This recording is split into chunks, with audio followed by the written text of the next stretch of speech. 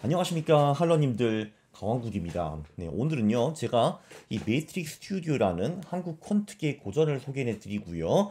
자, 그리고 이 책을 수백 명이 합쳐서 어떻게 공부했는지도 한번 알려드리겠습니다. 참고로 이 책이 지금 나온 지 한 8년 정도 됐습니다. 네, 매트릭스 스튜디오는요 한국 최초 퀀트 서적이죠. 그리고 아마 제가 쓴 할 수 있다 퀀트 투자가 한 세 번째 책 정도일 겁니다. 그래서 제가 문명록 교수님한테 추천사를 부탁을 드렸죠. 그래서 이제 흔쾌히 응해 주시더라고요. 네, 저희 둘은 공동 취미가 두 개나 있습니다. 퀀트 투자는 당연한 거고 바둑까지 공동 취미가 있어요. 참고로 저도 이제 타이잼이라는 서버에서는 7단까지 가봤고 한게임이라는 서버에서는 9단까지 가봤습니다. 근데 문병로 교수님이 저랑 비슷하거나 조금 더 세신 것 같더라고요. 그래서 이제 바둑 얘기를 굉장히 심도 있게 하고 그리고 퀀트 얘기하고 하니까 지난번에도 이제 한 두 번 정도 만나 뵈었는데 너무 재밌더라고요. 어쨌든 이 책을 보면은 이제 이런 얘기가 나옵니다. 이분이 확실히 교수님이시기 때문에 저보다 좀 더 우아하게 글을 쓰세요. 성공적인 투자를 확률적 전개로 받아들인다. 그러니까 예측의 의미가 없다라는 뜻이죠. 이런 얘기 굉장히 중요한 얘기죠. 우리는 예측을 할 수가 없는데 계속 시도를 하고 있습니다. 그딴 거 다 필요 없고 그거보다 조금 더 확률이 높은 전략으로 가면 되는 거죠. 주식을 14년 연구했는데 그들이 왜 그 예측가 뭐 소위 전문가 이런 사람들의 이론이 계량적 관점에서 보면 얼마나 허약한가 놀란다. 네, 저도 매일매일 놀라고 있습니다. 8년 후에 바뀐 것이 아무것도 없습니다. 수치로 확인되지 않은 투자 이론은 절대 믿어서는 안 된다. 정말 명언이죠, 명언. 그래, 내가 맨날 하는 소리잖아. 근데 이분이 훨씬 더 간결하게, 더 멋있는 글로 이제 그 똑같은 얘기를 하시는 겁니다. 그래서 제가 하는 말을 다 해주시니까 속 시원할 뿐이더라고요. 이게 8년 후에 책을 봤는데도 그렇지, 그렇지, 너무 좋아 이런 말이 계속 자주 나오더라고요. 그리고 이 말씀도 하시죠. 종목 선정 그딴 건 안 중요하죠. 거래 방법, 이 말은 아마 투자 전략을 말씀하시는 것이겠죠. 이게 훨씬 더 중요하다 이거죠. 고수익을 내는 복잡한 투자 기법보다는 평균 이상의 수익을 내는 단순한 방법이 더 중요하다. 이제 왜 그러냐 하면은 인간은 원숭이보다 투자를 못 하거든요. 그래서 복잡한 투자 기법 써봤자 지가 망가지거든요. 그거보다 단순한 전략을 만들어 가지고 그걸 따라가는 거, 내 두뇌를 배제하는 것이 훨씬 더 좋은 방법입니다. 이 말도 멋있었어요. 철저한 기량 투자자 관점에서 보면 투자자의 98% 정도는 공익 투자자이다. 이런 말도 있고 21세기 주식시장이 놀랍게도 갈릴레이 시대처럼 신화에 불과한 믿음으로 가득 차 있었다. 이분이 말씀하시는 거는 뭐 골든 크로스 같은 것도 있었고 소위 그 수많은 차트 패턴 같은 거 있잖아요. 그거 거의 다 무효하다. 뭐 이런 얘기였습니다. 그리고 참고로 이 책이 나온 지 8년이 지났는데 이건 눈꽃만큼도 변하지 않았고요. 80년이 지나도 변하지 않을 거라고 저는 감히 예측을 합니다. 예측하지 말라 그랬는데 어쨌든 저는 그래도 그 말을 하고 싶었습니다. 자, 그래서 이제 이 책을 스터디 멤버들과 공유를 했죠. 왜? 제 유튜브 채널 밑에 보면은 맨날 뭐 탄탄, 뭐 패밀리 스터디 이런 거 나오잖아요. 그게 이제 뭔가 하실 거예요. 그래서 이제 그것도 같이 공유하면서 요거를 소개해 드릴게요. 제가 이제 이 강원구 패밀리 스터디라는 거를 벌써 한 반년 이상 하고 있는데 벌써 수백 명이 참여를 했습니다. 네, 한마디로 직접 퀀트 투자가 가능한 투자자로 키우는 것이 이 스터디의 목적이에요. 그래서 수강생들한테 여러분 매트릭스 튜토리얼 읽읍시다. 좋은 책입니다. 하고 이제 했고요. 그리고 저도 관련 VOD를 두 개 만듭니다. 첫 번째 VOD에서는 일단 제가 이 책에 이제 독후감 같은 걸 썼고요. 거기 이제 이런 내용도 들어가 있는데 물론 그 VOD는 이거보다 조금 더 깁니다. 왜냐면 이게 그냥 책을 읽어요 하면 안 되는 거예요. 왜냐면은 어차피 사람은 자기가 아는 만큼 보고 싶은 것만 볼 수가 있기 때문에 같은 책을 읽어도 해석은 천차만별일 수밖에 없습니다. 그래서 첫 번째 VOD로 제가 이 책에 대해서 생각하는 바 그리고 여기서 배울 포인트 이런 거를 제안을 해드린 거죠. 그래서 이제 영상에 이제 이런 게 나옵니다. 첫 번째 VOD에. 자, 이제 핵심은 무엇이냐? 2014년 이후에도 문 교수님이 소개한 전략이 유효한가? 이런 게 중요하지 않겠습니까? 자, 그러니까 이 책을 통해서 전략이 만천하에 알려졌습니다. 이 책도 꽤 많이 팔렸거든요. 그래서 그 후에도 전략이 먹히는가? 자, 107페이지에 보면은 소형주 얘기가 나옵니다. 거기 보면은 1분위, 그러니까 시가총액으로 한국 주식을 10분위로 나눠가지고 1분위는 초소형주겠죠. 하위 10% 주식이에요. 시가총액이. 걔네들이 수익이 굉장히 많이 나온다고 107페이지에 나와 있습니다. 한번 보자. 107페이지 보면은 그렇지, 소형주가 대체로 수익률이 높다라고 나오고 시총에 따라가지고 나눠보면은 한국 같은 경우가 초소형주가 복리 28%로 나오네요. 여기 보니까. 그리고 이제 시가총액이 커지면서 수익이 떨어지는 거를 볼 수가 있습니다. 자, 그러면은 우리한테 중요한 건 이런 거겠죠. 2014년, 22년은 어땠는가? 왜냐면은 한국에서는 초소형주에 상당한 금액을 투자할 수 있습니다. 그래서 이제 이 책이 2014년에 나왔는데 그 후에도 이 소형주 효과가 유효한가 이런 게 중요하겠죠. 그죠? 그리고 127페이지부터 226페이지에 하이라이트가 있는데 재무제표 전략도 2014년 전에 엄청 잘 먹혔다. 재무제표 전략이라는 거는 우리가 잘 아는 퍼, PBR, PCR, 포, EV, EBITDA 이런 지표들을 활용한 거죠. 이 지표들도 2014년 전에 굉장히 잘 먹혔는데 그 후에도 잘 먹히나 이런 게 중요하겠죠. 그리고 먹히면 대형주도 먹히냐 소형주도 먹히냐 이런 게 중요할 겁니다. 그리고 이런 지표들이 2014년 후에 이 책이 나온 지 8년이 지났는데도 계속 먹히면은 퀀트 투자에 대한 확신이 더 커질 거라고 생각합니다. 그래서 여러분들 한번 점검을 해보세요 하고 시켰죠.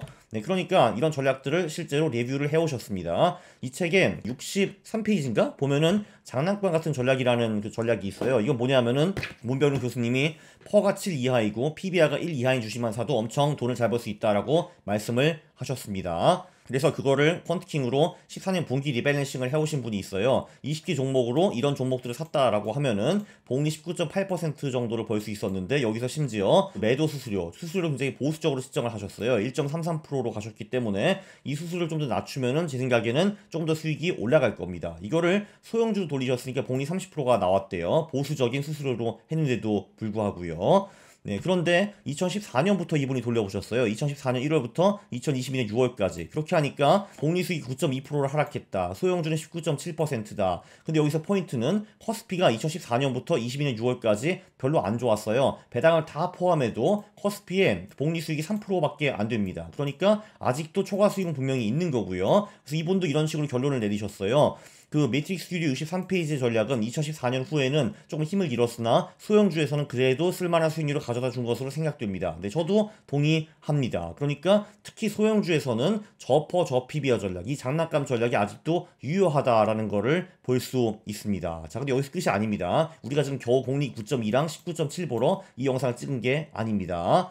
자, 그러면은 매트릭스 스튜디오에서 나온 모든 지표에 초점을 맞추신 분도 있어요. PCR, PSR, PBR, 퍼, EV, EBITDA라는 지표가 나왔잖아요. 그러니까 한국에서 PCR, PSR, PBR, 퍼 그리고 EBITDA가 낮은 기업에 포어까지 들어가 있네. 포어까지 낮은 기업에 투자하는 전략을 만드셨습니다. 2014년 7월부터 하셨네, 이분은. 좀 더 보수적으로 했네요. 이 책이 나온 게 2014년 3월인가 4월인가 그럴 테니까요. 그래서 2022년 6월까지 8년 돌리셨고요. 여기도 20개 종목으로 했어요. 여기 지금 시가총액 필터가 없습니다. 소형주가 아니에요. 전체 주식인데 이렇게 하니까 이제 복리 22% 정도 나왔어요. 그래서 이분도 책이 나오면 좀 약해지긴 했지만 밸류 지표는 아직도 확실히 효과가 있다라고 하셨는데 저는 동의하기가 좀 어렵습니다. 왜냐면은 이 책이 나오기 전에 2000년부터 2014년의 수익이 그 후에 2014년부터 2022년 수익보다 훨씬 더 높았거든요. 그 커스피의 상승률이 2000년부터 2014년이 높았고 2014년부터 2022년은 좀 낮았습니다. 왜냐면은 14년부터 22년 동안에 이 8년 동안에요. 커스피가 복리 수익 겨우 3%밖에 안 나왔거든요. 근데 이거 봐봐. 22%면은 그거의 20% 조금 수익이잖아요. 그럼 이러면은 밸류 지표가 조금 약해졌다고 보기는 조금 어렵습니다. 이분도 시가총액 필터를 걸어봤는데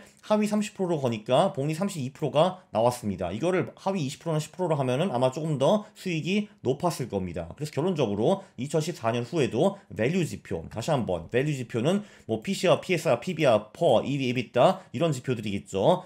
퍼도 있고요. 그죠? 자, 이런 지표들은 2014년 후에도 한국 시장에서 유효하다라고 볼 수 있습니다.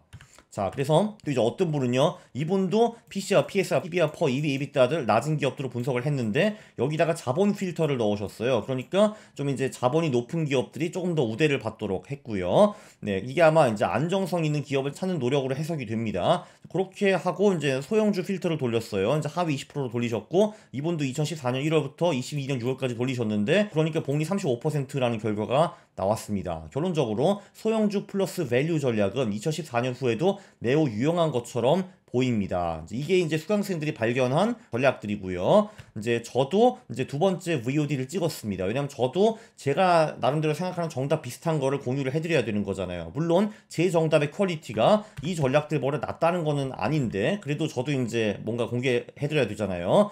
그래서 저도 2014년 이후에 문 교수님이 소개한 전략이 유효한가 그거를 봤고요. 그러니까 전략이 만천에 알려진 후에도 먹히는가. 네, 그 소형주 효과를 분석을 해봤어요. 자, 이게 컨터스로 한 건데 최근 1년, 3년, 5년, 10년, 20년의 대형주와 소형주 그리고 시가총액 대비 10분위 결과입니다. 이제 보시면요. 이게 최근 20년 동안에 소형주, 그러니까 초소형주 그 하위 10% 주식의 수익이 자그마치 44%예요. 여긴 참고로 수수료는 들어가지 않았습니다. 근데 최근 10년에도 수익이 비슷하고요. 최근 5년은 조금 떨어졌는데 최근 3년은 또 비슷합니다. 그러니까 이 소형주 효과는 계속 유지가 되는 걸로 볼 수 있어요. 심지어 최근 1년 동안에는 주식시장이 굉장히 안 좋았는데도 소형주는 수익이 났습니다. 그래서 결론적으로 이 소형주 효과는 최근 20년 그리고 2014년 후에도 계속 유효하다라는 것을 볼 수 있고요. 한국은 초소형주에 상당한 금액을 투자를 할 수가 있습니다. 그렇게 하시는 분들도 꽤 많이 있고요. 네, 그래서 이제 퀀트킹의 이제 MDD는 이건 조금 작게 나왔는데 요거는 좀 믿을 수가 없어요. 근데 어쨌든 간에 이제 보면은 퀀터스로 분석을 해봐도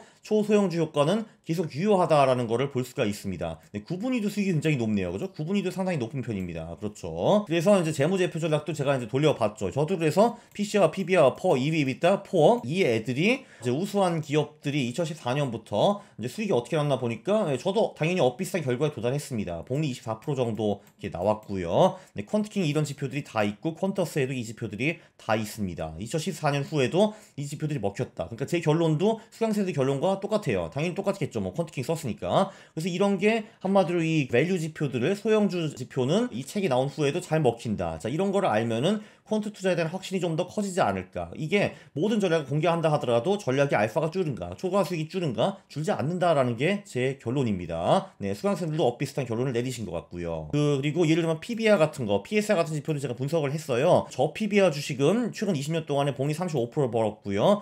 그 수익이 뭐 조금 떨어진 것 같이 보이기는 하는데 10년, 5년, 3년을 보잖아요. 조금 떨어졌는데 근데 중요한 거는 확실히 최근 10년 동안은 커스피는 별로 안 올랐다. 그 전에 10년에는 커스피가 많이 올랐다. 이 현상일 수도 있습니다. 2010년대 후반에 2017년, 19년 요때 이 퍼 PBR 전략들이 잘 안 먹혔거든요. 그 후에 코로나 후에 화려하게 부활을 했습니다. PSR 같은 지표도 최근 20년 동안에는 복리 수익이 30% 나왔는데 최근 10년, 5년에 좀 떨어진 것 같다가 최근 3년 동안에 또 화려하게 부활 이렇게 볼 수가 있습니다. 그래서 이 가치 지표들은 죽지 않았다라고 볼 수가 있어요.